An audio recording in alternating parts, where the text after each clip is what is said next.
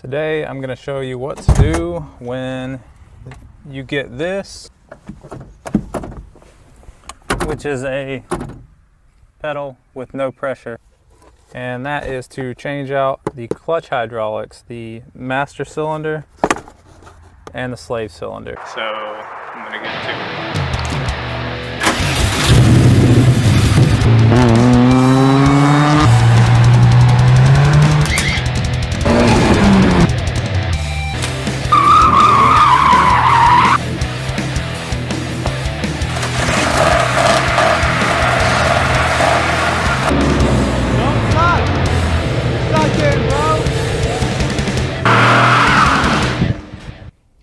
Now, what are the clutch hydraulics and what exactly is the purpose of them?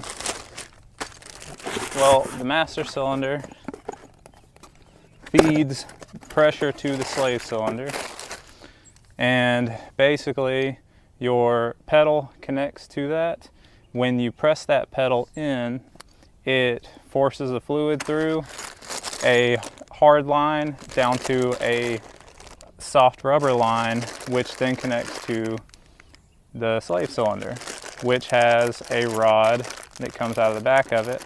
As that pressure feeds in, it pushes that rod out, which in turn pushes on a clutch fork, and when that pushes on the clutch fork, it presses the clutch springs in, releases the pressure from the clutch, and allows you to change gears or roll, whatever.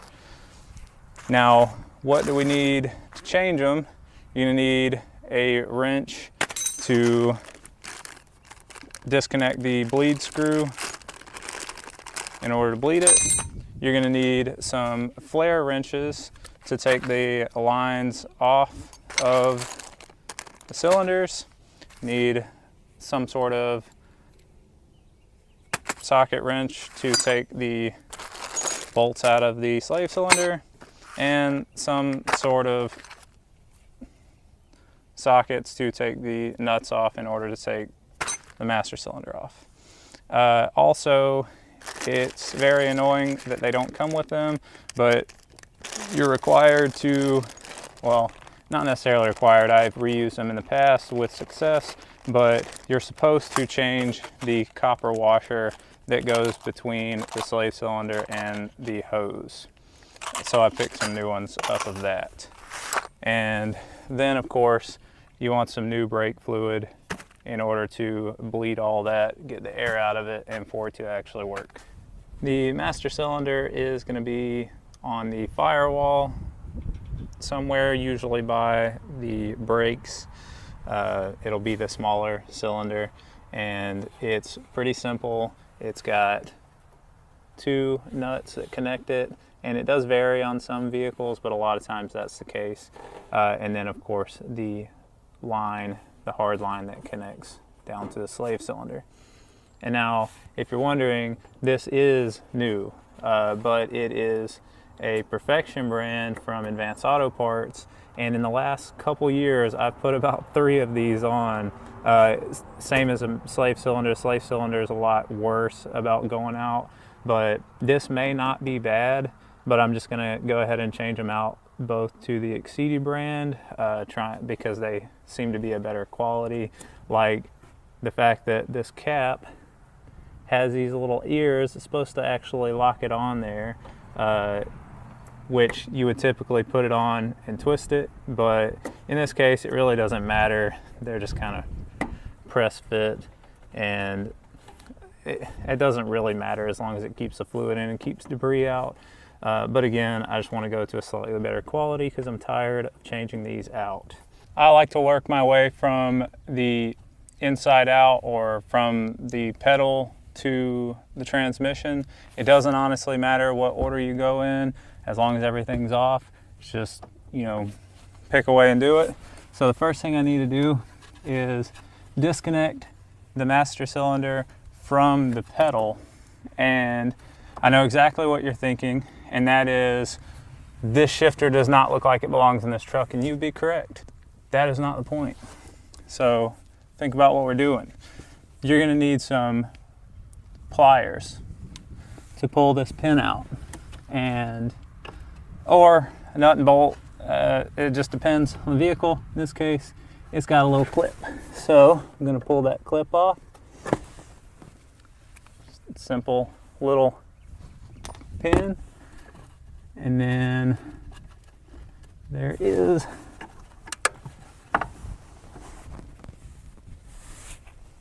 that, which goes through. And now it is disconnected.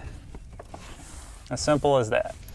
Now the first thing to do whenever you're doing this, you should take that off. You should take some sort of syringe and pull this fluid out so that it doesn't drip down the side, because it will eat up paint and cause some rust. I'm not really going to worry about that because that paint is all off and rusty anyway. It's something I got to fix, so I'm not going to bother with it. I'll just spill the brake fluid. Up next, you'll want to disconnect the flare nut on the hard line, and you want to use one of these type of wrenches that's specifically for those. They have a little bit of extra meat on them, but they have a slot in order to get around the line. If you use a regular wrench, you're going to end up rounding the flare nut. If you use vice grips, you'll end up tearing it up and making it all weird shaped. And in the future, you'll always have to use vice grips, and that's really annoying. So I'm just going to crack that loose a couple times until it's fairly easy to turn. And I can basically turn it out by hand. And then I'm going to go ahead and do the nuts that hold it to the firewall. Same thing, I'm just going to crack those loose.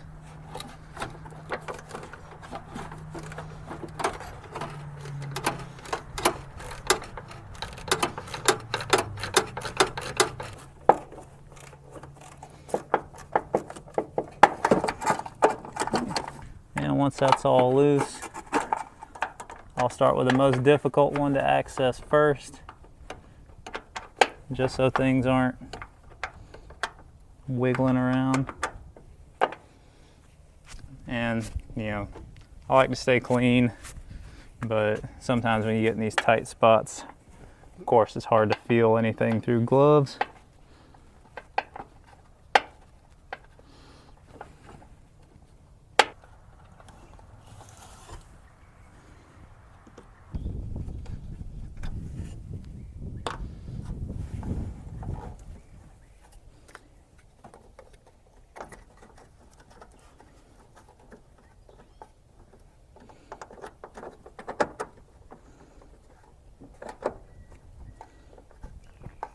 Once the flare nut's backed out, pull the line out and go ahead and plug that.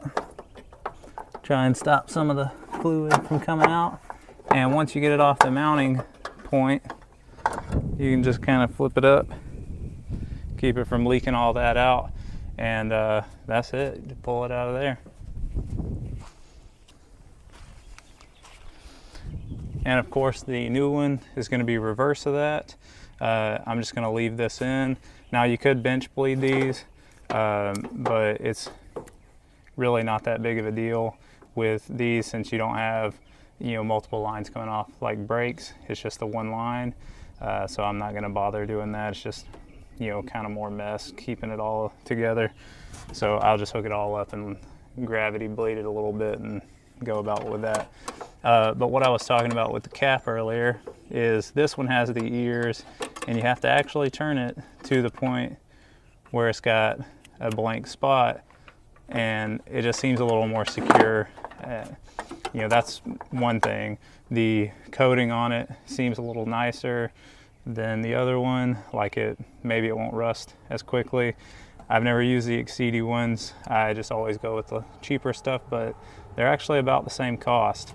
Now the other thing is you'll want to set this to the same length as you had originally, just so you get that same pedal travel.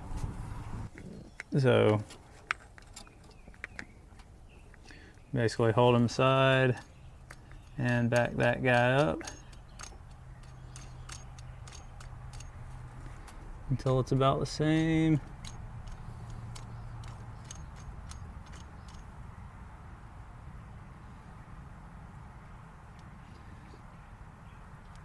And of course, if necessary, you can just go in there and turn it in the vehicle and, you know, change it if it needs to change to get the full travel, or if you have too much. So, but for now, I'm just going to set it to be what looks to be the same as what it was. We'll just push it in there, move the line out of the way, set it in place, and bolt everything back together, and then we'll move on to the slave cylinder. And I'm under the truck to get a closer look at the actual problem with the clutch hydraulics, which is this slave cylinder. Now, the slave cylinder is the part that I was talking about earlier that pushes on this clutch fork in order to, you know, pivot and transfer that energy to push on the clutch springs in there on the disc. As you can see, all these bits of rust forming, that's actually, you know, shows where this has been leaking. That's why it's, you know, a bit wet around here still. It's just pushing all that clutch fluid out. So all that I need to do is take these two bolts out right here. But before I take those out, I'm gonna remove the bleed screw so that I can really access this hose and get that out of there. So bleed screw, then the hose, and then these guys. And then this will just come off.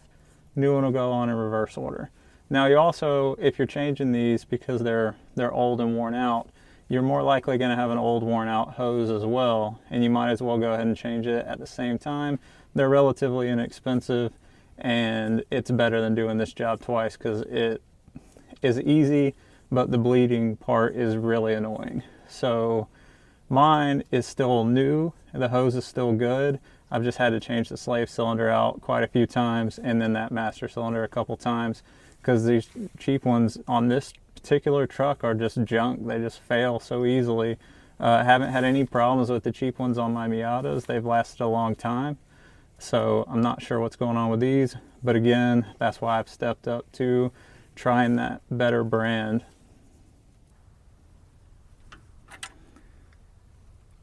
So when you take the bleed screw out, keep in mind that of course any fluid left over in there is going to run out. So get yourself some sort of drain pan to keep the mess at a minimum if you can.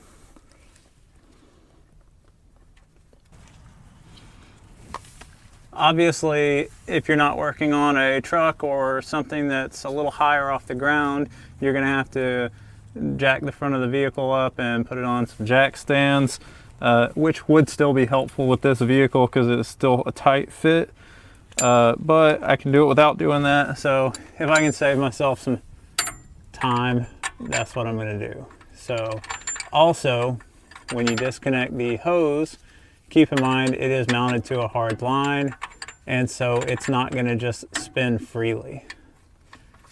So not actually trying to take it all the way out of there, just trying to get it loose, and of course avoid punching myself in the face because that would suck. So got that loose. Now when I take the two bolts out, I can actually disconnect the slave cylinder and spin it off of the hose. Because again, if you try to twist that hose, it's just going to be a big pain in the ass. But if you wait to disconnect that hose completely until you've taken the bolts out, you're not going to get any kind of torque on it to actually disconnect it. So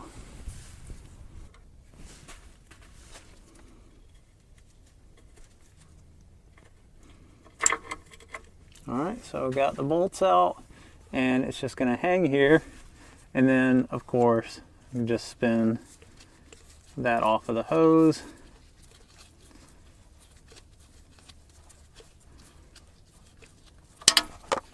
Drop that in the bucket along with that copper washer. I don't see, so I'm going to assume it fell in there. Now The copper washers do vary in size, so just try to get one that is the appropriate size for what you're doing. Again, you're supposed to change them. Why they don't come with the new slave cylinder is beyond me. That's the dumbest thing ever, to have to buy a fucking second package, especially when you don't think about it. You have to go back to the store. Okay, and when installing the new one, I'm gonna leave the little green piece for the bleed screw in. I'll pop this one out for the hose and go ahead and push this rod in, which has two different ends on it. And so you just got to get the right end in there. And in this case, obviously going this way is not going to be right. It'll still work, but that little indentation that's in that is going to hold onto this rubber. So again, they're probably not all like that, but if you have some kind of thing like that, then just keep that in mind, that that's what that's going to be for. So whenever it pushes in, it'll catch on that and keep it in place. So now that will push up against that and bolt there, but first we're going to twist the hose on, and of course we need that copper washer. So let's see, I got two options here. I'm going to fit whichever one fits best.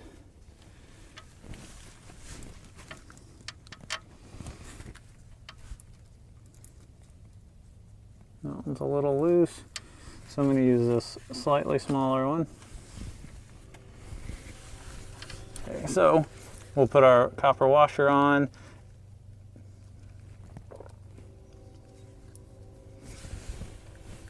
And then we will thread the slave cylinder on.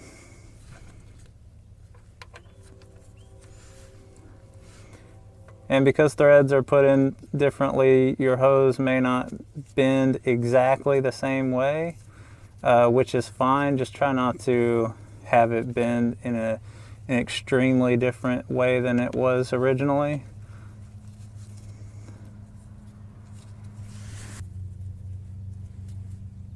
So we got that threaded down pretty tight.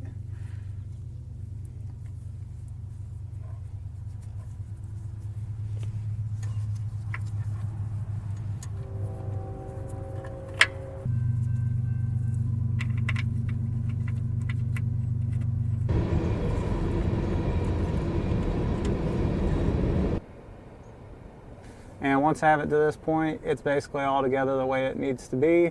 I'll tighten these two bolts down to hold it in place nice and solid, and then I will tighten the hose down.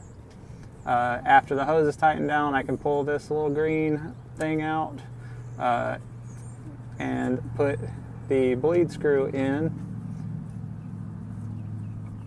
which I'll just do hand tight because it's going to have to be bled anyway. And here it is all back together. These are tightened down and the hose is tightened down.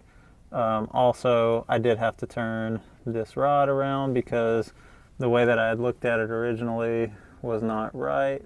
As this gets pushed out, this is going to come out as well. And the way that I had that turned around, it was really flat up in here and just crushing it. This is more its natural position. So as it pushes it, you know, it'll stretch more appropriately. Quick hint, if you're trying to tighten your hose up and you find that you tighten it and then when you go to back the wrench off to put it on to tighten it again, it's just turning back around and loosening itself, it's because of the hose has its tension on it because it's getting twisted. What you may need to do, you may need to take your flare wrench and loosen this nut like you did for the master cylinder. Loosen that a bit, which will loosen it from the hose. And then you pull this clip out. There's a clip right here that presses in and wedges itself along this line. So you'll take a flathead screwdriver, put it in through there, or a wrench, whatever, and basically pry it this way, it'll pop that out. Your hose will come out of its bracket, and then as you tighten the bottom hose, you can take your other hand and just twist your hose along with the tightening. That way it'll all spin around. Once you get it tightened up down here, go back up here, wedge that back in the way that it's supposed to go into its bracket, put your clip back in, and then tighten this flare nut back down. And then your hose will have the appropriate curve that it's naturally supposed to have. Your hard line's connected to the body, you know, it's solid with the frame. Your engine and transmission are gonna move around a bit, and so this hose is here to allow those to move separately from each other. So last thing here, I need to put the bleed screw in, which I'm just gonna put in hand tight, and we'll move on to the bleeding process. Before I start the bleeding process, just a quick thing to note with the quality difference between the two slave cylinders that I had. The cheaper one uses a smaller bleed screw, and the new one actually uses a much thicker bleed screw. And that's good because these little ones are easy to break off when you're bleeding as you're loosening it and tightening it back and forth. They are easier to break off, so that helps. Also, the coating on the new one is a better quality than this, as this one you can see this rust. But with that said, the rust is from the brake fluid getting on there, eating the paint that's on there off, and then holding moisture and causing that rust. And it does actually look like it's probably my fault for reusing this washer when I changed this. So by reusing that washer, it actually looks like it was leaking down around here and causing air to get in the system, fluid to leak out. As you can see, it's leaked all right there. Now, of course, there is also some rust around here and behind that little boot, and this would be the orientation on there, so you can tell it was coming from there and dripping down towards the bottom. So it was also leaking from in there, which would not be my fault. So kind of a double whammy there. This probably will still work if I were to put a new copper washer. This leak seems to be pretty small, so it might not be so bad, but obviously it's better to get one that's not leaking. Now, the way the bleeding works is these bleed screws have a hole all the way through them down to the bottom where there is another hole. Whenever you have it tightened down in there, you're blocking off the hole that's in the slave cylinder right there. And when you loosen it, you create a gap which allows the fluid to come out, go into that hole and out of this hole. And the reason you want to do that is because there is going to be air in the system. Air will compress, whereas fluid will not compress. So you want to basically push the air down into the bottom of this. When you loosen the bleed screw, it's going to allow the air to come out, fluid behind it. And once you get where there's just fluid, then it's going to work the way it's supposed to without any air in it.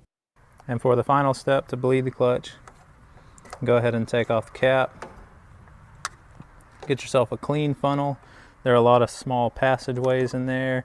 You don't want to pour any kind of dirt or debris down into there and block those up. So I like to use one that's got kind of a bigger opening and is a little bit taller so that I can make sure I'm spilling the least amount as possible. Also, you're going to want to get a buddy if you can, and they're going to sit on the inside and pump the pedal, and then they're going to get out and check the fluid periodically to keep it full. You can go, as high up as you want. It's easier to go to the max line because there's not much until it's spilling out. But just keep it full so that you don't suck it all the way down in there until you're pulling air in. But the first step is going to be to go ahead and add some brake fluid. Make sure you have a drain pan underneath there, because we have the bleed screw hand tight, so it's probably gonna spill out. So we'll just add some until it gets full, which won't take a whole lot.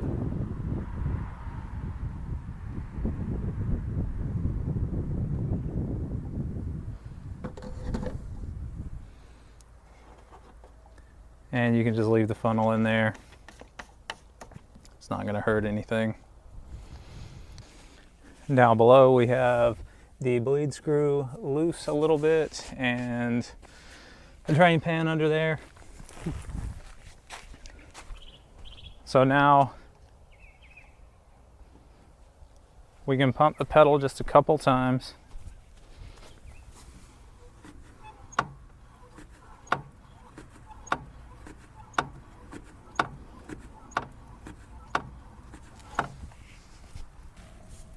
And as you see, we've got it pouring out of there. So that's basically started the process to get the initial big air bubble out. I'll reach in here and I'll tighten the bleed screw enough to keep it from dripping out of there.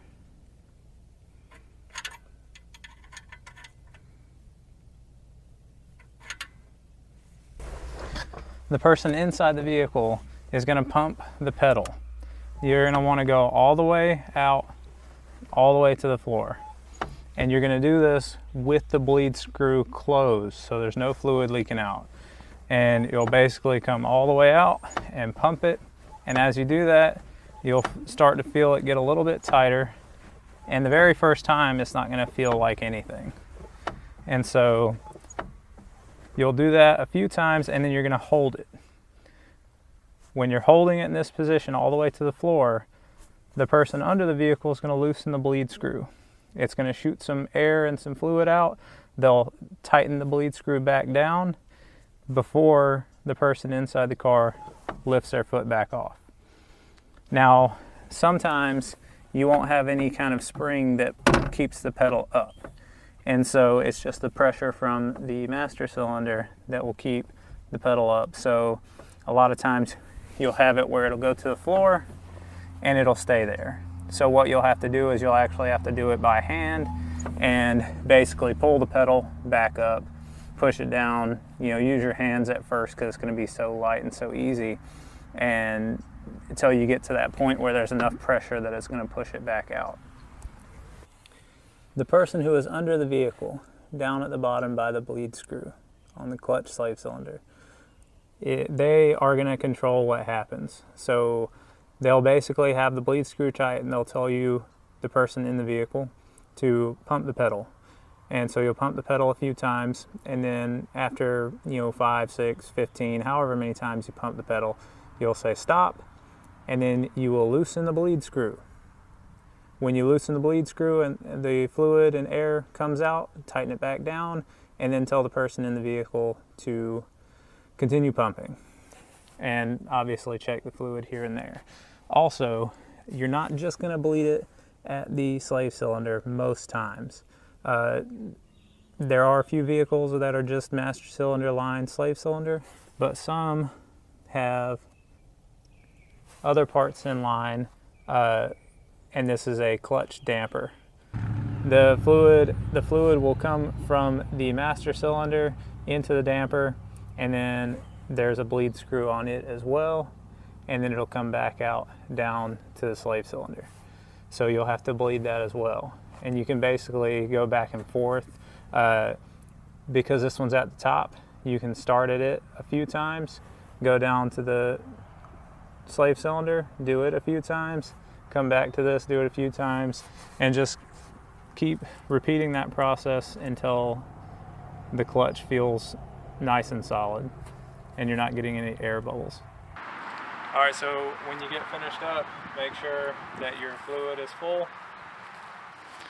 Make sure your fluid is full to the maximum line and put your cap back on. And when you're under there, make sure you wear some safety glasses to keep the fluid out of your eyes. So then when your pedal is firm, where you can't really push it so easily with your hand, you know you've got the right kind of pressure and you can call it a day. If you start to get to where you have to pump the clutch a few times, you probably still have air in the system, and so you just go through and bleed it again a day or two later and you should be good to go. Of course, if you do that, just check around and make sure there's no fluid leaking out of the slave cylinder or any of the lines, just to eliminate any kind of leak. And now that the clutch is bled, with it in gear and the emergency brake down, you can push the pedal in with your hand. You'll notice it's pretty firm, and when you push it in, you know the vehicle can move, so you know that you've actually got it done. And now that I'm finished up being dirty, I went ahead and washed my arm, which was covered in brake fluid. I got on my shirt and went ahead and changed my shirt. So let's just check this out.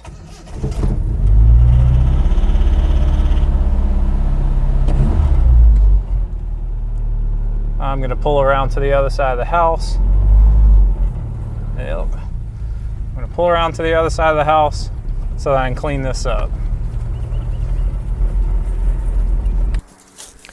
Okay, so I'm just going to rinse the area here and on that side with water to rinse this off. Since brake fluid is hydrophilic, it will absorb that water, wash away, and not eat your paint up so badly.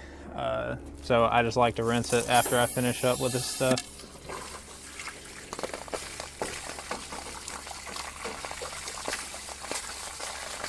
And you don't really want to get all up under the cap. You don't want to actually get water into the master cylinder.